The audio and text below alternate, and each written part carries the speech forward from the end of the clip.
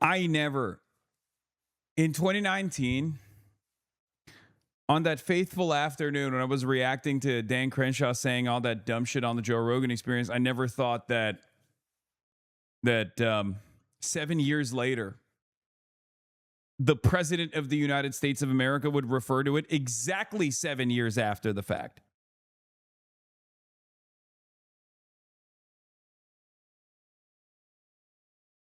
Seven years to the day.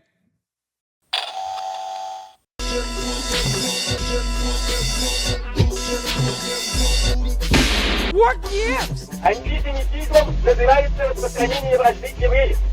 Когда проклятая исламская монархия доживала свое последнее время, она старалась натравить темных рабочих и крестьян на евреев. All right. Illinois. But in Michigan. So Donald Trump did a rally a day ago, or I guess 2 days ago at this point. Yeah, August 21st, 8/21, a day that will live in infamy. And in the rally, he called me out. He called Abdul El-Sayed out. He said Abdul El-Sayed's mom gave money to Osama bin Laden or some shit. Just like they are doing everything they possibly can to claim that Abdul El-Sayed is a terrorist.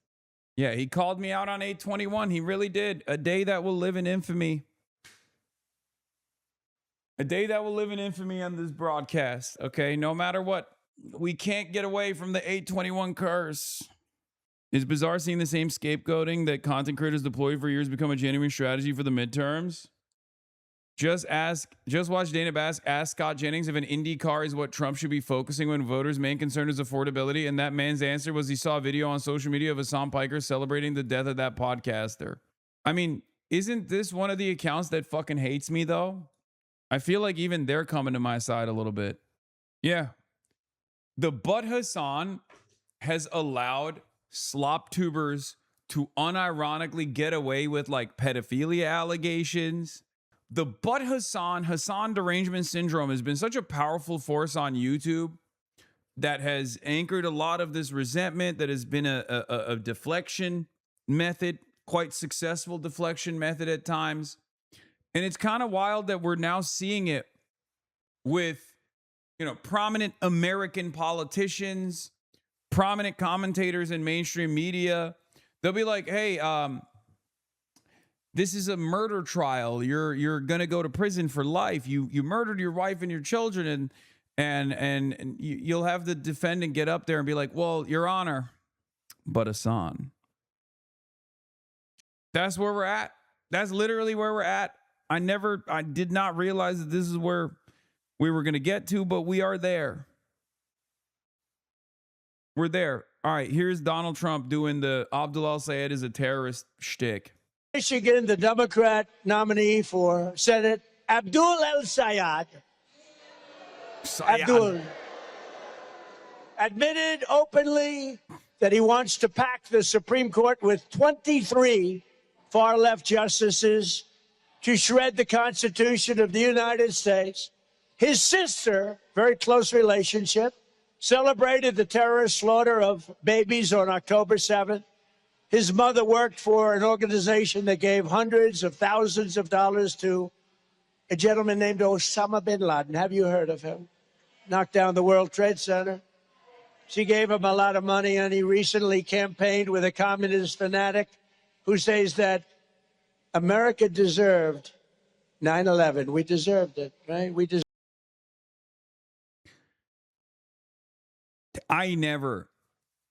In 2019, on that faithful afternoon when I was reacting to Dan Crenshaw saying all that dumb shit on the Joe Rogan Experience, I never thought that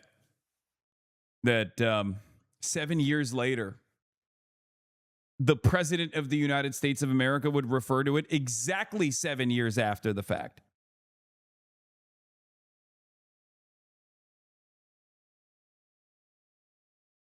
Seven years to the day. Now, of course, what's frustrating about this is Donald Trump has called in on the morning of 9/11 with joy, with glee in his voice, to a local news station to talk about how Trump Tower was now the tallest tower on Wall Street, now that the Twin Towers have been destroyed. So, you know.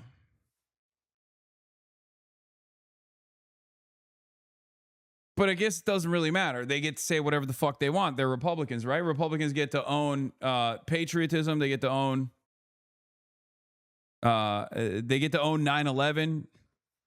No one else is allowed to talk about it. Deserved all that death, destruction. In Texas, the Democrat nominee for Senate said he hates Christianity and that the 10 Commandments are a form of fascism. The 10 Commandments are fascism. By the way, if we were treating Trump, if we were treating Trump in the way that like the media treats me, this is how it would look. America deserved 9/11. We deserved it, right? We deserved all that death, destruction. Wow, I can't believe that the president said that. Can you believe that the president said that? How fucked up. Right? Like, this is literally what the Republicans are doing. This is what the Republican midterm strategy is, okay? Unironically, and at least he's the president, so doing it to him makes a little bit more sense. They're doing this to me, a fucking Twitch streamer. Yeah, this is when he called in. You have one of the landmark buildings down in the financial district, 40 Wall Street. Did you have any damage, or did you know what's happened down there? Well, it was an amazing phone call I made. 40 Wall Street actually was the second tallest building in downtown Manhattan, and it was actually, before the World Trade Center, was the tallest. And then when they built the World Trade Center, it became known as the second tallest, and now it's the tallest.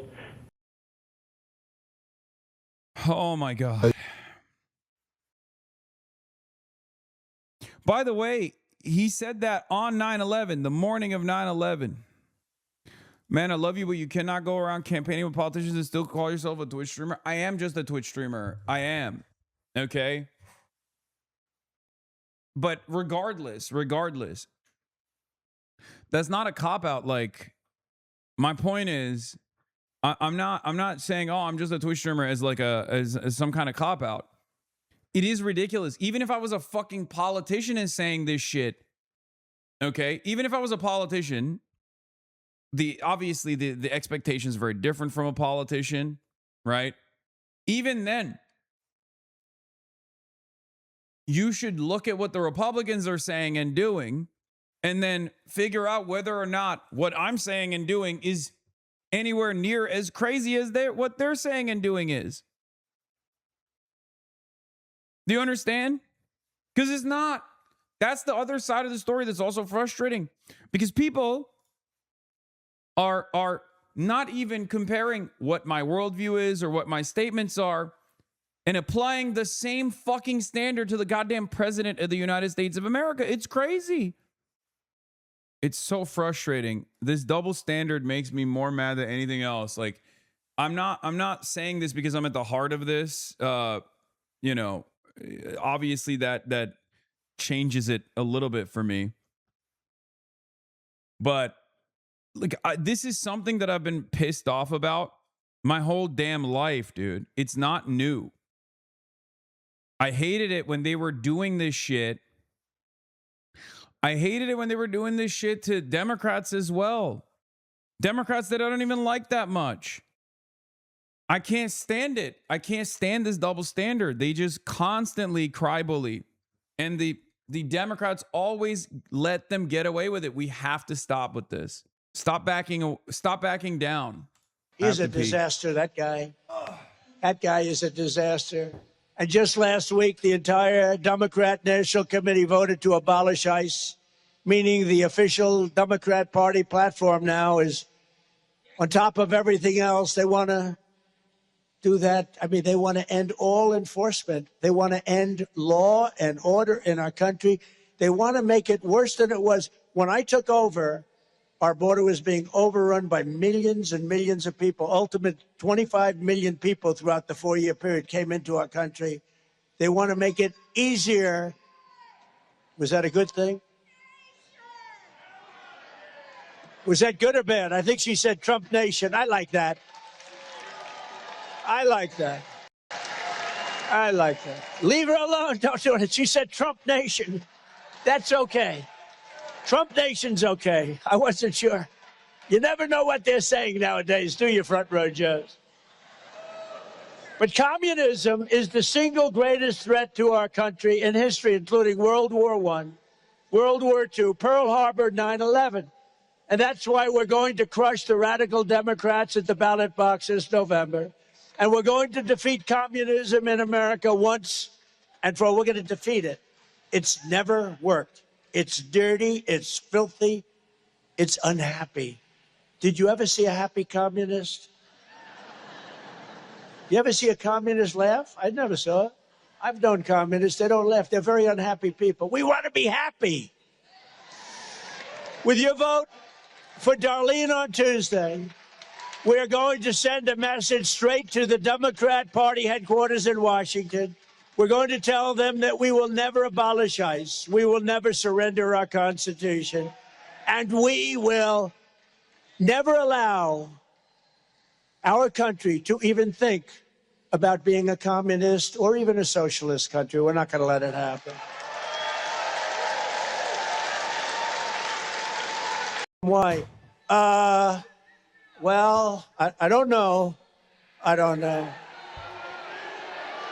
This guy has a kill your local pedophile shirt on. Normally, guys that wear that shit are like always right wing. Could be a former Trump fan turned Trump hater. It's pretty awesome. You are a devolving old man. Like, look who's talking. You're a devolving old man. Look who's talking. No, this is guys who normally wear like kill your local pedophile style shirts. Unironically are big fans of Trump. I went and saw American Doctor yesterday because of your stream. Thank you for being the amazing person that you are. The Hogs are losing the rally energy. They can't eat half of their treats and is showing at the spots where they used to hog out the most. I agree. The only one inciting violence against American Jews is Piker and his rhetoric. For the future of our party, Democrats have to call out this hate and condemn these dangerous views. Anyone campaigning with them is a part of the problem. Whatever, Gottheimer. Buttheimer.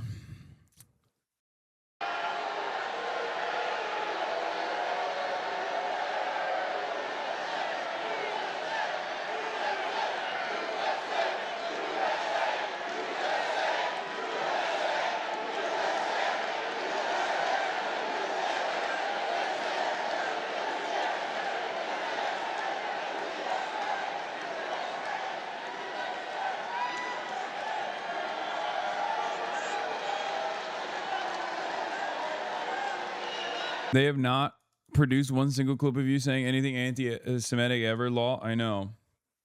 But for a lot of these dudes, it's just criticizing Israel is the most anti-Semitic you can ever be. So that's why it doesn't matter. They just fucking constantly point to that. They go, oh, well, that's, look at all the shit that he says about Israel. Obviously, that's it. That's all it is.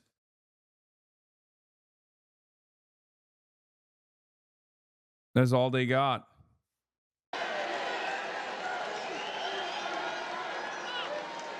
That's all right. That person's going home to mom, going to get scolded because mom is voting for us. You know, mom is voting. America deserved 9/11, dude.